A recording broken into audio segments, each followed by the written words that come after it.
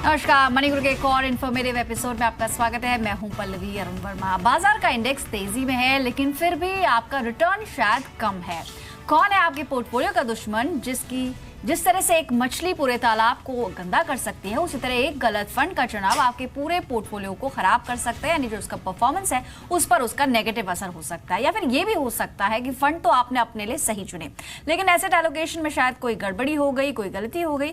बाजार में new fund offers की एक तरह से बाढ़ आई हुई है। क्या आपको अपने लिए फंड चुनते समय सतर्क होने की जरूरत है? जानेंगे आज के स्पेशल एपिसोड में। हमारे साथ है फिरोज अजीज, जो कि डेप्यूटी सीईओ है आनंद राठी प्राइवेट वेल्थ मैनेजमेंट से। बहुत स्वागत है आपका कार्यक्रम में। बहुत सारे ऑप्शंस है इन्वेस्टर्स के पास, एनएफओस बहुत सारे आए हुए हैं, साथ ही कई सारे कंपनीज के एनसीडीज भी अब ओपन है इन्वेस्टमेंट के लिए। लेकिन जहां तक बात है, जब कोई ओवरऑल पोर्टफोलियो अपना प्लान करता है तो कई बार कोई गलती हो जाती है, क्योंकि या तो आप फंड बहुत सारे इकट्ठा कर लेते हैं अपने पोर्टफोलियो के अंदर, इसलिए उसे मैनेज करना या फिर रिव्यू करना थोड़ा मुश्किल हो जाता है। तो क्या वो चीजें हैं जिससे पोर्टफोलियो में पॉजिटिव की जगह नेगेटिव रिटर्न आ सकता है अगर कहीं कोई गलती हो जाए हमसे? देखिए, काफ़ी सारे फंड्स होते हैं। अब इतना कंफ्यूजिंग हो गया है क्योंकि नए फंड्स जो आते गए हैं अर्जों से, इतने सारे फंड्स हो गए हैं कि एक नाम निवेशक के लिए उसमें से अपने लिए 5-7 फंड चूज करना बहुत मुश्किल हो गया है। तो अगर आपने सही चुनाव नहीं किया तो मार्केट के उतार चढ़ाव से तो आपको फायदा या नुकसान होता ही है, और फंड के परफॉर्मेंस की वजह से भी काफ़ी बार पोर्टफोलियोज अंडर परफॉर्म करती हैं। तो आपको बहुत सारी चीज़ों को मद्देनजर रखते एक स्कीम को चूज करना पड़ता है और उसकी रिव्यू कंटिन्यूसली करनी पड़ती है। तो एक 4-5 बहुत इंपॉर्टेंट पैरामीटर्स हैं। फॉर एग्जांपल, कंसिस्टेंट परफॉर्मेंस एक बहुत इंपॉर्टेंट पहलू होता है। फिर सेकेंड इंपॉर्टेंट एलिमेंट होता है रिस्क भी स्टैटिस्टिकली मेजर होता है, तो रिस्क को भी आप देख सकते हैं। थर्ड इंपॉर्टेंट ये चीज़ है कि फंड मैनेजर की जो स्टेबिलिटी है बहुत इंपॉर्टेंट है, और अगर फंड मैनेजर बहुत बदलते हैं तो ये परफॉर्मेंस काफ़ी ऊपर नीचे होने की संभावना है। फोर्थ इंपॉर्टेंट, एसेट मैनेजमेंट की पेडिग्री। देखिए, 43-44 एसेट मैनेजमेंट कंपनीज हैं। अगर एक निवेशक को बेसिक इन्वेस्टमेंट्स करने हैं तो टॉप 10 एसेट मैनेजमेंट कंपनीज के अलावा 11 तक भी उसको नहीं जाना चाहिए, और टॉप 10 में ही अपनी टॉप 10 एएमसीज में ही अपना पूरा निवेश ऑटोमेटिकली रखेंगे, तो performance automatically will be have about couple of % more than what it would be if you diversified beyond the top 10 asset management companies. In fact Firoz, हमने कई बार नोटिस किया है कि कई बार जो इन्वेस्टर्स होते हैं, अगर उनका पर्टिकुलर किसी बैंक में अकाउंट है तो वो सेम कंपनी से, सेम एएमसी से 2-3 फंड्स ले लेते हैं। इसमें थोड़ा बहुत रिस्क होता है क्या? और साथ ही जैसे आपने कहा कि आप फंड मैनेजर को देखिए कि अभी कौन आपके फंड को मैनेज कर रहा है और एएमसी को कितना समय हुआ है, बिकॉज एज यू सेड कि ऑलमोस्ट 40 से ज्यादा एएमसीज भारत में फिलहाल काम कर रही हैं। तो फंड का जो सिलेक्शन है उसके अलग पैरामीटर्स हैं, बट जब हम पोर्टफोलियो प्लानिंग की बात करें, अगर हम यहां से शुरुआत करें, आपने कहा कि बहुत ज्यादा फंड्स ना हो पोर्टफोलियो में, आप उतने ही रखिए जितना आप मॉनिटर कर पाएंगे। Besides that, how do we define कि एक परफेक्ट पोर्टफोलियो कैसा होगा? देखिए, परफेक्ट पोर्टफोलियो में बहुत सारे एलिमेंट्स होते हैं। पहले जो आपने बहुत इंपॉर्टेंट टॉपिक बताई कि काफ़ी सारे लोग एक ही एसेट मैनेजमेंट कंपनी के स्कीम्स खरीद लेते हैं। जैसे आपने देखा कि आपका बैंकर एसबीआई है, तो एसबीआई के आपने 3-4 इक्विटी स्कीम्स खरीद रखे हैं। ये जानना जरूरी है कि बहुत सारी एसेट मैनेजमेंट कंपनीज होती हैं जिनके स्टाइल्स अलग होते हैं, जिनकी स्ट्रेंथ एरियाज अलग होते हैं, जिनके मैनेजमेंट फिलोसफीज अलग होती है। तो एक एसेट मैनेजमेंट कंपनी में एक स्कीम से ज्यादा रखने की जरूरत ही नहीं है। और आपको तो एक आइडियल पोर्टफोलियो का साइज क्या होगा? How many funds should be there? I don't think it should supersede more than 7 funds. Statistically ये मेजर किया गया है और रिसर्च की गई है कि 7 फंड से ज्यादा अगर आप निवेश करते हैं तो उसको कहते हैं ओवर डिवर्सिफिकेशन, क्योंकि हर which can be risky, which can be detrimental to the portfolio. Right. क्योंकि हर स्कीम में 50 से ज्यादा स्टॉक होते हैं, 40 से 50 स्टॉक। अगर आप 7 स्कीम खरीदते हैं तो ऑटोमेटिकली यूनिक स्टॉक्स आपके पोर्टफोलियो में 200 से 300 यूनिक स्टॉक्स होते हैं। उससे ज्यादा करना और अपने परफॉर्मेंस को डैम्पन करना एक अच्छी स्ट्रेटेजी नहीं होगी। और ये अगर जाने बगैर कि मैं कितना रिस्क ले सकता हूं या ले सकती हूं, उसके बिना इसको आधार बना अगर आप चूज करते हैं फंड्स, तो भी शायद प्रॉब्लम हो सकती है। लेकिन जैसे आपने कहा कि कई ओवरलैपिंग हो जाती है, कई बार आप एक ही एएमसी के फंड्स ले रहे हैं। अगर इस फैक्टर को हटा दिया जाए, उसके बिसाइड्स भी अगर हम अलग अलग एएमसीज के फंड्स ले रहे हैं, लेकिन एक इन्वेस्टर को पता नहीं चलता कि वो अपने पोर्टफोलियो में लगातार लार्ज कैप्स को ही ऐड करते जा रहा है, या फिर जो अंडरलाइन थीम है उन फंड्स की वो सिमिलर स्टाइल ऑफ इन्वेस्टमेंट है, तो ये कैसे डिफरेंशिएट करेगा? इन्वेस्टर्स को आप क्या एडवाइस देते हैं? देखिए, इन्वेस्टर्स को आज की डेट में लाइफ सिंपल हो गई है क्योंकि इंटरनेट पे सेकेंडरी इंफॉर्मेशन काफी मिलती है। तो आपको पहले ये डिसाइड करना है कि आपका एसेट एलोकेशन क्या है। फिर एसेट एलोकेशन डिसाइड करने के बाद ये डिसाइड करना जरूरी है कि आपकी लार्ज कैप में कितना झुकाव होगा, मिड कैप में कितने पैसे होंगे। That will depend on what all factors? It will depend on factors. Risk appetite एक बहुत इंपॉर्टेंट पहलू होता है। एसेट एलोकेशन लार्जली एक आदमी की कौन सी साइकिल में है, कौन सी स्टेज ऑफ लाइफ साइकिल में है, उस पर निर्भर करता है। अगर आपके ज्यादातर गोल्स बहुत करीबी हैं तो आप ज्यादा इक्विटी में नहीं लगा सकते क्योंकि गोल के पहुंचते पहुंचते आपको रिस्क घटाना पड़ेगा। So asset allocation will depend on which stage of life the individual is. Mid cap और large cap will depend on how the external factor is. अगर मिड कैप में अगर मार्केट्स बहुत ऊपर चली जाती हैं तो मिड कैप्स खरीदना थोड़ा रिस्की होता है। तो एट दिस मोमेंट अभी जब मार्केट्स में हम देख रहे हैं नए रिकॉर्ड हाईज देखने को मिल रहे हैं, निफ्टी 9900 क्रॉस कर चुका है और 10,000 बहुत सारे एक्सपर्ट्स कह रहे हैं कि जुलाई एंड तक हम पहुंच जाएंगे वहां तक। जहां तक सेंसेक्स की बात है वहां पर भी हमने देखा 32,000 का जो एक साइकोलॉजिकल लेवल है उसे क्रॉस कर लिया है। तो एट दिस पॉइंट अगर अभी कोई अपनी इन्वेस्टमेंट शुरू करना चाहता है या SIP शुरू करना चाहता है, what would you advise him? Mid caps की तरफ देखें, नहीं देखें, या फिर कितना परसेंटेज पोर्टफोलियो का मिड कैप में रखें अगर वो 35 के आसपास एज है? तो मेरे हिसाब से 30% से ज्यादा आज के समय में कंटेम्प्रेरी सिचुएशन को देखते हुए 30% से ज्यादा मिड कैप में नहीं होना चाहिए। 70% लार्ज कैप या अपॉर्चुनिस्टिक फंड्स, जो फंड्स में आप फंड मैनेजर को निर्णय लेने के लिए डेलीगेट करते हैं कि वो खुद ही डिसाइड करेगा कितना लार्ज कैप कितना mid cap, that's also very good strategy. तो 70% opportunistic funds and large cap funds, 30% mid cap funds, और स्मॉल कैप फंड्स आज की डेट में मेरे हिसाब से नहीं इन्वेस्ट करने चाहिए क्योंकि उनकी जो वैल्यूएशंस है वो काफी स्ट्रेच्ड है और स्मॉल कैप फंड्स को अवॉइड करना चाहिए। तो आपने बहुत सारे फैक्टर्स बताए जिसके आधार पर आपको अपना फंड चुनना है, यानी कि आप कितने समय के लिए निवेश कर रहे हैं, होराइजन क्या है आपका, लॉन्ग टर्म के लिए आपको पैसे रखने हैं या फिर शॉर्ट टर्म में आपको अपनी जरूरतें पूरी करनी है, उसके अकॉर्डिंग आपको चूज करना होगा। साथ ही जैसे एक्सपर्ट ने कहा कि किन कंपनीज में वो निवेश हो रहा है वो भी आपको ध्यान में रखना पड़ेगा। साथ ही विरोज, अगर हम देखें कि हर फंड का एक बेंचमार्क होता है जिसके आधार पर हम परफॉर्मेंस देखते हैं, तो क्या पिछला परफॉर्मेंस, क्योंकि जो म्यूचुअल फंड के डॉक्यूमेंट्स होते हैं साथ में डिस्क्लेमर होता है कि प्रीवियस जो रिटर्न है उसके बेसिस पे जरूरी नहीं कि आगे भी वैसा परफॉर्मेंस रहे, but how important is that? Benchmark के मुकाबले जो परफॉर्मेंस रहता है फंड का वो कितना इंपॉर्टेंट होता है? This is also a very good topic of a debate. Past performance might not indicate the future, क्योंकि past performance काफी बार ये देखा गया है, उस पर हमने थोड़ी रिसर्च की तो ये पता लगा कि लास्ट ईयर की टॉप 20 स्कीम्स में से अगले साल वो टॉप 20 रहती हैं कि नहीं। तो ये देखा गया है कि 30% ही टॉप 20 में रहती है, तो 70% जो टॉप 20 में थी वो स्लिप होके टॉप 20 में नहीं रही। तो पास्ट परफॉर्मेंस एक आधार, सिर्फ एक आधार नहीं हो सकता, ये एक पैरामीटर हो सकता है, one of the many parameters, right. लेकिन आपने कहा कि जो कंसिस्टेंट परफॉर्मर्स हैं, यानी जिन्होंने मार्केट जब नीचे थी तब भी परफॉर्म किया और बाजार ऊपर आया तब भी परफॉर्म किया, तो उनका चुनाव हम कैसे करेंगे? बिकॉज जैसे मैंने शुरुआत में कहा कि NFOs बहुत सारे आ रहे हैं, न्यू फंड ऑफर्स, और इनफैक्ट प्रोग्राम्स के दौरान भी कई दर्शक हमसे जुड़ते हैं और वो जानना चाहते हैं कि जैसे अभी लेटेस्ट एक्सिस का एक NFO खुला हुआ है, तो लोग जानना चाहते हैं कि NFO में पैसे लगाने चाहिए कि नहीं, क्योंकि काफी चीप कह सकते हैं, कम लेवल्स पे या 10 रुपए प्रति यूनिट के हिसाब से उनको मिलता है NFO, जिसकी वजह से बहुत अट्रैक्टिव लगता है। लेकिन सिर्फ यही एक पैरामीटर होना चाहिए कि कम कॉस्ट में आपको अच्छा इन्वेस्टमेंट हो जाएगा, या फिर आप you go by the existing funds जिन्हें हम कंसिस्टेंट परफॉर्मेंस कह रहे हैं? देखिए, क्लियर रिसर्च से हमने 60 NFOs फंड्स लिए और उन्हीं एसेट मैनेजमेंट कंपनीज की ओपन एंडेड एग्जिस्टिंग स्कीम्स ली और उनका परफॉर्मेंस कंपेयर किया, तो ये बहुत क्लियरली उभर के आता है कि NFOs को आपको नहीं इन्वेस्ट करना चाहिए, बिल्कुल इन्वेस्ट नहीं करना चाहिए। जो ट्रैक रिकॉर्ड के फंड्स हैं जिसमें बहुत सारे एसेट्स हैं जिसकी कॉस्ट कम होती हैं, ये काफी निवेशकों को पता नहीं होता है कि जैसे फंड की साइज बढ़ती है, सेबी ने उनकी कॉस्ट एक्सपेंस रेशियोज को कम किया हुआ है, तो वो एक अलग बेनिफिट होता है। बट ये 60 NFOs को एनालाइज किया, 60 large cap mid cap existing scheme से, तो ये आउटकम क्लियरली दिखता है कि NFOs से दूर रहना चाहिए। इन्वेस्ट जो NFOs में सब्सक्राइब करते हैं, क्या एक तरह का रिस्क ले रहे हैं, या आप कंप्लीटली कहेंगे कि ये सिलेक्टिव इन्वेस्टर्स के लिए है, या फिर बिल्कुल भी NFO की तरफ ना आ जाए एग्जिस्टिंग जो लार्ज कैप्स है? बिकॉज अभी जो मार्केट की कंडीशंस हैं, ज्यादातर एक्सपर्ट्स बुलिश हैं, फिर भी कई लोग ऐसा मानते हैं कि इस तेजी के बाद एक करेक्शन हमें दिख सकता है, तो अभी NFO स्ट्रिक्टली नो कहेंगे आप, या फिर थोड़ा सोच समझ के और पूरा ब्रोशर पढ़ के फिर आप डिसाइड कर लें? देखिए, मेरे हिसाब से थोड़ा कॉन्ट्रेरियन रहेगा ओपिनियन ओपिनियन मेरे हिसाब से एनएफओ बिल्कुल नहीं करने चाहिए। Okay. वो एक मार्केटिंग प्लॉ है। एसेट मैनेजमेंट कंपनीज को नए निवेशक को अट्रैक्ट करने के लिए एक नई स्टोरी देनी पड़ती है। वो नई स्टोरी को वो जब देते हैं तो उनके नए निवेशक आने की काफी संभावना बढ़ जाती है। So it's basically a marketing strategy which is good from an asset management company to increase the base of investors. But एक निवेशक के लिए जो एग्जिस्टिंग स्कीम्स है जिसने 10, 15, 20 सालों का परफॉर्मेंस दिया है वो एक अच्छा निवेश रहेंगे। और एनएफओ से complete no.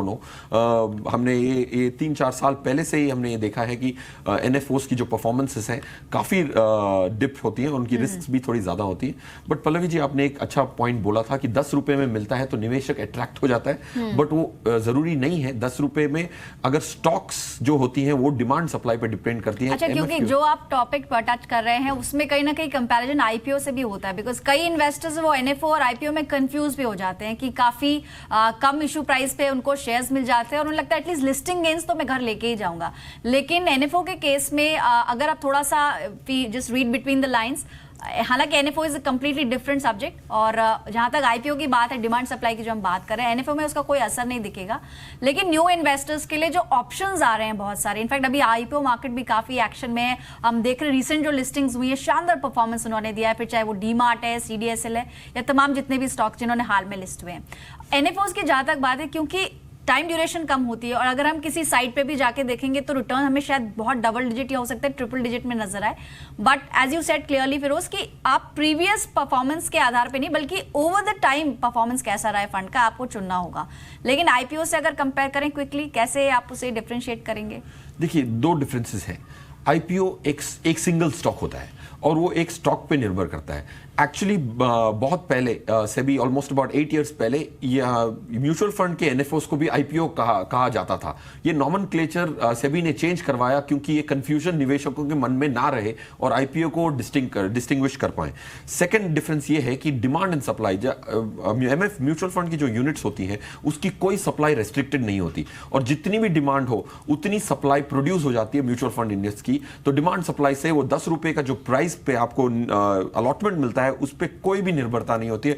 Unlike the IPOs जो आपने कहा, डीमार्ट ने बहुत अच्छी लिस्टिंग की, उसमें डिमांड सप्लाई का ओवर सब्सक्रिप्शन का स्कोप होता है। म्यूचुअल फंड के एनएफओ में ओवर सब्सक्रिप्शन का सवाल ही नहीं उठता है क्योंकि जितने भी एमएफ सब्सक्रिप्शन हैं सबको यूनिट्स मिलते हैं और कोई रिस्ट्रिक्शन नहीं होती। कभी भी पैसा रिटर्न नहीं होता है। आईपीओ में रिटर्न हो जाता है, सब्सक्रिप्शन ओवर सब्सक्राइब होती है तो लार्जली 50 टाइम्स ओवर सब्सक्राइब होती है तो आपको सिर्फ थोड़ा सब्सक्रिप्शन मिलता है। एमएफ यूनिट्स में पूरा सब्सक्रिप्शन मिलता है। So demand supply does not impact. तो इन्वेस्टर्स के लिए क्लियरली एक्सपर्ट की सलाह ये है कि एनएफओ और आईपीओ में डिफरेंशिएट करें। ये बिल्कुल स्टॉक मार्केट की तरह नहीं है कि आपको लग रहा है अगर बहुत अच्छा रिस्पांस आएगा तो आपको कम दरों पे आपने लिया, 10 रुपए प्रति यूनिट पे लिया और जब लिस्ट होगा तो आपको बहुत शानदार मुनाफा हो जाएगा। तो अगर लॉन्ग टर्म के लिए आप इक्विटी में निवेश करना चाहते हैं तो एग्जिस्टिंग जो प्लेयर्स है जो 10 साल, 15 साल या 20 साल से फंड्स मौजूद है जिन्होंने लगातार अच्छा परफॉर्मेंस दिया है, उसके आधार पर आपको फंड चूज करना होगा। इनफैक्ट हाल फिलहाल में कुछ इनफैक्ट आए भी है एनएफओस, उन पर भी नजर डाल लेते हैं। एक्सिस डायनामिक इक्विटीज के काफी सारे एडवर्टीजमेंट्स भी हम देख रहे हैं। ये खुला है सब्सक्रिप्शन के लिए और 25 तारीख तक आप इसमें सब्सक्राइब कर सकते हैं। और एक्सिस इक्विटी का ही एडवांटेज सीरीज 2 है, यहाँ पर 28 जुलाई तक सब्सक्रिप्शन पॉसिबल है। साथ ही आईसीआईसीआई प्रू वैल्यू यहाँ पर सीरीज 16 ये अभी खुला नहीं है, 24 जुलाई को सब्सक्रिप्शन के लिए ओपन होगा। 7 अगस्त तक सब्सक्रिप्शन किया जा सकता है। तो अब अपने फाइनेंशियल एडवाइजर की भी मदद ले सकते हैं अगर आप सब्सक्राइब करने की सोच रहे हैं, लेकिन थोड़ा सा कॉशियस होकर चलने की जरूरत है जिस तरह से बाजार में अभी तेजी है। जहां तक बात है एसेट एलोकेशन की, आपने शुरुआत में 1-2 इंपॉर्टेंट बातें बोली कि कई बार आपने फंड्स तो सही सिलेक्ट किए लेकिन एसेट एलोकेशन में गड़बड़ी हो गई, तो वो हम कैसे करेंगे? ये तो हम समझ गए कि नेगेटिव इंपैक्ट इसका पड़ जाएगा अगर मैंने अपने पोर्टफोलियो में 5 या 7 या जितने भी नंबर ऑफ फंड्स लिए हुए हैं बट प्रॉपर्ली एलोकेट नहीं किया कि किस फंड में मुझे कितना परसेंटेज ऑफ मनी रखना था। तो इसको हम कैसे बैलेंस करेंगे और क्या इसके लिए भी अलग अलग स्ट्रैटेजीज हो सकती हैं? बिल्कुल। पहले इक्विटी में कितना पैसा जाना चाहिए और डेट में कितना पैसा जाना चाहिए, ये इंपॉर्टेंट डिसीजन है। फिर उसके बाद आप आएंगे मिड कैप, लार्ज कैप, फिर स्पेसिफिक स्कीम्स पे। तो 3 स्टेप हैं। पहले अगर आप ये देखते हैं कि आपके जो भी शॉर्ट टर्म गोल्स हैं लेस देन 5 इयर्स हैं, उसमें आप 30-40% इक्विटी से ज्यादा नहीं जा सकते, स्पेशली इस लेवल पे। अगर आपका गोल 5 साल से पहले आपको मीट करना है तो उसमें 40-50% एट मैक्सिमम इक्विटी होगा, 40-50% डेट होगा। अगर ये गोल्स 5 इयर्स के बियॉन्ड है तो ऑलमोस्ट 60 to 70% आप इक्विटी में जा सकते हैं। 10 इयर्स के नीचे हो तब तक आप 60-70% इक्विटी में रहें। अगर 10 इयर्स के ऊपर है और 15-20 इयर्स उदाहरण के तौर पर रिटायरमेंट का ऑब्जेक्टिव है तो आप ऑलमोस्ट 90% तक आप इक्विटी में जा सकते हैं, क्योंकि ये देखा गया है कि जैसे ब्याज दरें घटेंगी तो इक्विटी मार्केट्स को फायदा होगा और डेट फंड्स की जो परफॉर्मेंसेस है वो डिप होती जाएंगी और रिटायरमेंट की जो कॉर्पस है उस पर इन्फ्लेशन का बार भी लगेगा। इसीलिए 90% तक आप इक्विटी में जा सकते हैं अगर ये 15-20 इयर्स का आपका गोल है। तो जैसे आपकी गोल की अवधि ज्यादा हो तो उतना ज्यादा इक्विटी एक्सपोजर कर सकते हैं। 50, 70, 90, 55 years lesser, 70 below 10 years, and above 10 years you can go up to 90% in equity. That's the first asset allocation decision. Alright, तो एसेट एलोकेशन क्यों जरूरी है ये तो एक्सपर्ट ने बता दिया। इनफैक्ट फिरोज हमने थोड़ी सी रिसर्च की है आपके लिए। टाइप्स ऑफ एसेट एलोकेशन अगर हम देखें, प्राइमरली 3 टाइप्स हमने देखे। स्ट्रैटेजिकली लोग करते हैं कि आपने लक्ष्य बनाया, सेट किया और उसको बार बार रिव्यू नहीं किया अपने पोर्टफोलियो को। इसके अलावा डायनामिक मार्केट में तेजी है या गिरावट है उसके अकॉर्डिंग आपने बैलेंस फंड्स अपने चेंज कर लिए या उनकी जैसे हम कह रहे हैं एक्सपोजर चेंज कर लिया। और तीसरे तरह का प्लानिंग हो सकती है रिस्क और टाइम के हिसाब से, यानी कि आपने कितना रिस्क आप ले सकते हैं आपकी इंडिविजुअल कैपेसिटी एंड प्लस आपके पास कितना टाइम है, यानी कितने समय बाद आपको रकम निकालनी होगी। सबसे ज्यादा कारगर कह सकते हैं, सबसे ज्यादा जो प्रैक्टिकली बहुत अच्छी स्ट्रैटेजी हो सकती है इन तीनों में से। तो देखो, स्ट्रैटेजिक एलोकेशन एक स्टैटिक एलोकेशन होता है और हमने देखा है कि डायनामिक और जो टाइमली एलोकेशंस हैं उसमें ज्यादातर डिस्ट्रैक्शन होता है और उसकी जो वैल्यू ऐड होती है वो थोड़ी लेस होती है, क्योंकि आप 1-2 बार सही जाते हैं, 1-2 बार गलत जाते हैं तो it becomes a zero sum game. इस पे बहुत रिसर्चेस हुई हैं कि आपको डायनामिकली मैनेज करना चाहिए, टाइम करना चाहिए, नहीं करना चाहिए, मार्केट के उतार चढ़ाव के हिसाब से आपकी एलोकेशन को चेंज करना चाहिए, लार्जली नहीं करना चाहिए। Strategic allocation 90% of the fate of the money and your goals being met or not met will depend on your strategic asset allocation. So out of these 3 you would go by the strategic asset allocation method कि आप strategy बनाइए और आपका जब तक गोल complete नहीं हो जाता आप स्ट्रैटेजी चेंज मत कीजिए। देखिए, पर्सनल फाइनेंस के पर्सपेक्टिव से ये रेलेवेंट है। अगर एक आदमी बहुत समय बिता रहे हैं और वो ये फुल टाइम कर रहे हैं और ट्रेडर कम्युनिटी में भी हैं और उनको थोड़ा इन्वेस्टमेंट्स करना है तो उनके लिए डायनामिक एंड टैक्टिकल एलोकेशन जिसको कहते हैं वो काफी महत्वपूर्ण होगा। But a long term personal finance portfolio जिसमें आपको गोल्स और लॉन्ग टर्म गोल्स को मीट करने की संभावना बढ़ानी है तो स्ट्रेटेजिक एलोकेशन को सही ले आए तो ज्यादातर काम आपका the large portion of the battle will be one. पर जो बाकी 2 टाइप्स ऑफ एलोकेशन हैं यानी कि डायनामिक, तो ये किन इन्वेस्टर्स के लिए जो बहुत फ्रीक्वेंटली मॉनिटर कर पाते हैं अपना portfolio? Because I believe dynamic investment अगर किया हुआ है, मतलब अगर एलोकेशन उस हिसाब से की है तो मार्केट जब लो पर है तो शायद वो क्योंकि कम रेट पे आपको ज़्यादा यूनिट्स मिल जाएंगे तो हो सकता है आप फंड्स बढ़ा दें, SIP का अमाउंट बढ़ा दें, ऐसा कुछ अगर करें तो ये किन इन्वेस्टर्स को सूट करेगा? देखिए, डायनामिक एलोकेशन जो करना है, अगर आपने इक्विटी और डेट के अंदर इक्विटी में बढ़ाया, डेट में घटाया तो ये काफी रिस्की हो जाता है, क्योंकि आप जैसे अब 1 महीने पहले 2 महीने पहले अगर आपने एग्जिट कर दिया होता कि पीक है और वेट कर रहे होते तो आपकी 1000 पॉइंट्स की रैली मिस हो जाती। correct. तो ऐसे काफी बार होता है कि 1-2 गलतियां होती हैं, 2-3 चीजें सही जाती हैं और जीरो सम गेम होता है। But dynamically allocating between sectors, between mid cap and large cap is far more prudent. अगर सोचिए कि अगर मार्केट और 20% ऊपर जाती है और मिड कैप की वैल्यूएशंस और ज्यादा स्ट्रेच हो जाती है तो आपको मिड कैप से एग्जिट करके डिफेंसिव में जाके अपने रिस्क को कंट्रोल में लाना, डायनामिक एलोकेशन करके, वो फिर भी एक रेलेवेंट एक्शन होगा एक पर्सनल फाइनेंस पोर्टफोलियो के लिए। इक्विटी और डेट के बीच में टाइमिंग करना बहुत मुश्किल है और अगर by chance you go right there will be one more reason why you will go wrong and it will be a zero sum game. Alright, तो तरीके अलग अलग हो सकते हैं इन्वेस्टमेंट करने के, लेकिन सबसे पहला स्टेप तो यही है आपकी खुद आप सेल्फ वैल्यूएशन बहुत ज़रूरी है कि आपको कितने टाइम के लिए रकम डालनी है, इन्वेस्टमेंट करना है और आप कितना रिस्क ले सकते हो। उसके आधार पर आप स्ट्रैटेजिकली भी एसेट एलोकेशन कर सकते हो। जैसे कि एक्सपर्ट ने बताया भी कि यंग एज में है तो ज़्यादा एक्सपोजर आप इक्विटी में लें, वो भी लार्ज कैप्स के लिए, क्योंकि अगर कंसिस्टेंट परफॉर्मेंस आपको चाहिए कि अगर बाजार में बहुत ज़्यादा उतार चढ़ाव आए और आपका जो पोर्टफोलियो है वो आपको अच्छे शानदार हैंडसम रिटर्न्स दे 10 से 15 साल बाद, तो आपको थोड़ा सा स्ट्रैटेजिकली चलना होगा। हमने कुछ फंड्स भी सिलेक्ट किए हैं फिरोज जिनका परफॉर्मेंस ओवर द इयर्स काफी अच्छा रहा है। सबसे पहले बिरला फ्रंटलाइन इक्विटी पर नजर डाल लेते हैं। लार्ज कैप कैटेगरी का ये फंड है, काफी पुराना फंड है, अगस्त 2002 में ये लॉन्च हुआ था। इसका जो बेंचमार्क है वो S&P BSE 200 है, यानी कि जो 20 BSE की टॉप कंपनीज है उनमें से इसका कॉम्पिटिशन रहता है। हालांकि इसका परफॉर्मेंस बहुत अच्छा रहा है। अगर पिछले 5 साल में भी देखें तो अराउंड 18.5% का रिटर्न इस पर्टिकुलर फंड ने दिया और पिछले अगर 10 साल में भी देखें तो annualise annualised return comes around 16%. Out of the entire category of large caps इसको कितना रेट करेंगे आप और कैसा रहा है इसका परफॉर्मेंस? देखिए, इसका परफॉर्मेंस बहुत कंसिस्टेंट रहा है और स्टेबिलिटी भी रही है. इन्होंने जो रिटर्न जनरेट करने के लिए रिस्क लिया है वो भी काफी कम है. वरना रिटर्न जनरेट करने में अगर आपने बहुत ज्यादा रिस्क लिया है तो रिटर्न की इतनी इंपॉर्टेंस नहीं है जितनी बिरला फ्रंटलाइन ने लार्ज कैप स्टॉक्स में रह के और BSE 200 अगर उनकी बेंचमार्क है तो 90% ऑफ द मनी वो बड़े कंपनियों में ही लगा के अगर उन्होंने ऐसे शानदार परफॉर्मेंस दी है तो कंसिस्टेंट परफॉर्मेंस में it's a big tick mark of this fund. But going forward large cap में अल्फा जनरेट करने की क्षमता शायद इस फंड में इतनी ज्यादा ना हो फ्यूचरिस्टिक पर्सपेक्टिव से.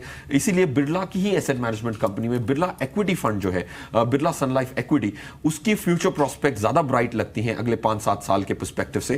फंड मैनेजर सेम है और उसकी Birla Sun Life Equity Fund would be a better performer from a risk adjusted basis. Alright, तो इसी AMC का एक और फंड है बिरला सन लाइफ इक्विटी, उसको आप कंसीडर कर सकते हैं अगर लॉन्ग टर्म के लिए आप निवेश करना चाह रहे हैं. मिड कैप कैटेगरी से HDFC मिड कैप अपॉर्चुनिटीज आज हम उसका रिव्यू कर रहे हैं. ये जून 2007 में लॉन्च हुआ था, यानी ऑलमोस्ट 10 साल हो चुके हैं. और निफ्टी मिड कैप 100 जो मिड कैप की 10 बड़ी कंपनियां हैं, अच्छी कंपनियां, स्टेबल कंपनियां, उनमें से इसका कंपटीशन रहता है. और इसका परफॉर्मेंस अगर देखें, क्योंकि इसका ज्यादातर जो एक्सपोजर है फाइनेंशियल बैंकिंग स्पेस में है और ये एक ऐसी थीम रही है जिसे कह सकते हैं फ्लेवर ऑफ द सीजन रहा है. बहुत अच्छा परफॉर्मेंस इन कंपनी से दिया है, इसलिए यहां पर भी परफॉर्मेंस रिफ्लेक्ट हो रहा है. साथ ही FMG स्पेस में भी इसका अच्छा खासा एक्सपोजर है. पिछले 5 साल का अगर हम इसका परफॉर्मेंस देखें तो अराउंड 28% का रिटर्न इस पर्टिकुलर फंड ने दिया है. अगेन रीजन बीइंग कि मिड कैप्स में आपने बताया कि बहुत ज्यादा रैली हम देख चुके हैं. 10 साल का भी जो परफॉर्मेंस है डबल डिजिट में 23.3% का इसने रिटर्न दिया है. मिड कैप में और भी कई फंड्स होंगे, ये फंड कैसा लगता है आपको? देखिए, ये फंड बहुत अच्छा फंड है और मिड कैप स्पेस में काफी बड़ा फंड है तो ऑटोमेटिकली बहुत डिवर्सिफाइड है. पॉइंट 1, चिराग सेतलवाड़ जो इनके फंड मैनेजर हैं, इन्होंने बहुत अच्छी स्टॉक पिकिंग कैपेबिलिटी दर्शाई है. इन्होंने जो अच्छे परफॉर्मिंग स्टॉक्स थे इन्होंने मार्केट में पहले आइडेंटिफाई किए हैं. तो Chirag Setalvad is a very good bottom up stock picker और वो जो उनकी क्षमता है वो बरकरार है और मेरे हिसाब से ये स्ट्रेंथ से ये परफॉर्मेंस कंटिन्यू होगी. और तीसरा कि इनकी ये जो एजिलिटी है वो काफी अपने पोर्टफोलियो को चेंज करते हैं. जैसे परफॉर्मेंस आता है और वो स्टॉक ओवरवैल्यूड हो जाता है, वो बेच के दूसरी नई स्टॉक आइडियाज को अपने पोर्टफोलियो में शामिल करते हैं ताकि रिस्क घटे और परफॉर्मेंस जारी रहे. सो ये 3 पॉइंट्स के चलते I think HDFC mid cap low fees because of its size and Chirag Setalvad's capability to bottom up pick stocks, future perspective से ये फंड तो जरूर अपने पोर्टफोलियो में शामिल करना ही चाहिए. इनफैक्ट जैसे आप बता रहे हैं, फंड मैनेजर्स को कितना एक्सपीरियंस है, कितने टाइम से वो इस फंड को मैनेज कर रहे हैं, ये भी इंपॉर्टेंट रहता है. और इनफैक्ट देखा जाए तो आप इंटरनेट पे यू कैन फाइंड एवरीथिंग, पर उसके बारे में पता होने के लिए भी आपको कुछ पढ़ाई करनी पड़ेगी, थोड़ा रिसर्च वर्क तो करना ही पड़ेगा अगर फंड चूज करना है. अगला फंड देखते हैं, कोटक सेलेक्ट फोकस. ये मल्टी कैप कैटेगरी का फंड है. ये सितंबर 2009 का लॉन्च है, यानी कि अभी 10 साल तो इसको नहीं हुए, लेकिन इसका बेंचमार्क देखें तो निफ्टी 200 के साथ इसका कंपटीशन होता है. उसके आधार पर इसका परफॉर्मेंस हम जज कर रहे हैं. फाइनेंशियल, FMCG, एनर्जी सेक्टर के अंदर ये निवेश करता है. अगर 3 इयर्स का परफॉर्मेंस देखें तो it has been close to 22%. 5 years में 22.8% का रिटर्न इसने दिया है. इस कैटेगरी में और कोई फंड आपको अच्छा लगता है फिरोज, और ये पर्टिकुलर फंड कैसा है? देखिए, कोटक सेलेक्ट फोकस जो है बहुत अच्छा फंड है क्योंकि ये एक थोड़ी कॉन्सेंट्रेटेड फिलॉसफी अपनाता है. तो फंड मैनेजर की जो हाई कन्विक्शन स्टॉक्स होती हैं जो उनको बहुत ज्यादा पसंद होती हैं वो स्टॉक्स इसमें शामिल करके एक concentrated large cap portfolio create करना एक अच्छी स्ट्रेटजी होगी. क्योंकि large cap because of the size of the stocks उसकी रिस्क कम होती है तो उसमें कॉन्सेंट्रेशन की इतनी ज्यादा रिस्क नहीं होती. तो Kotak select focus is a very very good scheme. Future में भी इसका परफॉर्मेंस रहेगा. जो CIO है नीलेश शाह, उन्होंने बहुत अच्छा सेक्टोरियल पिकिंग कैपेबिलिटी उन्होंने दिखाई है. बॉटम अप के लार्ज कैप में टॉप डाउन बहुत इंपॉर्टेंट होता है, बॉटम अप इतना इंपॉर्टेंट नहीं होता है. जो Nilesh Shah as a CIO has been able to guide his team very well. So Kotak select focus future भी उसका बहुत ब्राइट है और इसमें अगर आपने निवेश किया हुआ है तो उसको बरकरार रखें. अगर निवेश नहीं किया हुआ है तो it's a must have large cap fund. Alright, आपने सभी फंड्स पर अपनी राय दी और फिर काफी कुछ बताया आपने एसेट एलोकेशन के बारे में. तो फिलहाल आज की इस खास पेशकश से इतना ही. शुक्रिया फिरोज आपका, लेकिन एक नए टॉपिक के साथ फिर हाजिर होंगे. फिलहाल दीजिए इजाजत, नमस्कार.